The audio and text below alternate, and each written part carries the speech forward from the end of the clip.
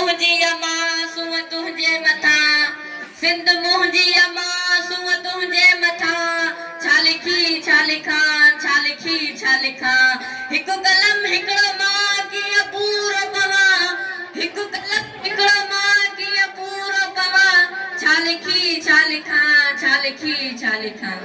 अस्सलाम वालेकुम सभिनि पीरी प्यारनि खे सिंधी भाइरनि खे देश तोड़े परदेस में रहंदड़ सारनि खे सिंधी सकाफ़त में ॾियारो मुबारक हुजे। मां अली जान क्लास 8 जो शागिर्द। अॼु मुंहिंजी तकरीर जो उन्वान आहे मुंहिंजी सिंध। हक़ मौजूद जिए सिंध जिए लतीफ़।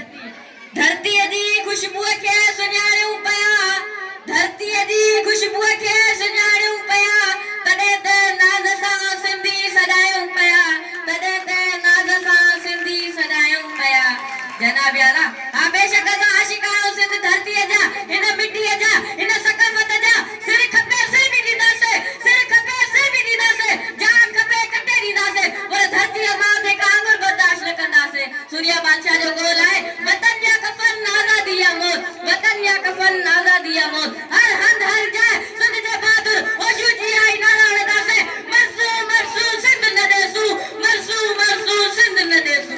प्यारा साथियों अॼु जो ॾींहुं सकाफ़त जो ॾियारो जेको पूरी सिंध में वॾे जोश सां मल्हायो वेंदो आहे। प्यारा साथियों इहो ॾींहुं असां लाइ कई त जीअं आहे जंहिंमें असां तयार थी बुलंद ते अजरक रखी मथे ते सिंधी टोपी पाए पंहिंजे सकाफ़त खे उजागर करण लाइ हर हंध हर जाइ नारे सिंध लॻाए ॿियनि खे बि झूमण ते मजबूर कंदा आहियूं। प्यारा साथियों अॼु जो ॾींहुं असां सभिनि खे एक हथ जो सबक़ ॾिए थो ही टोपी अजरक असांजो शान मान ऐं फ़ख्र आहे ऐं असांजी पहचान आहे। हा मूंखे फ़ख्र आहे सिंध ते सिंधी हुजण ते ऐं हिन सुहिणी सिंध में रहण ते।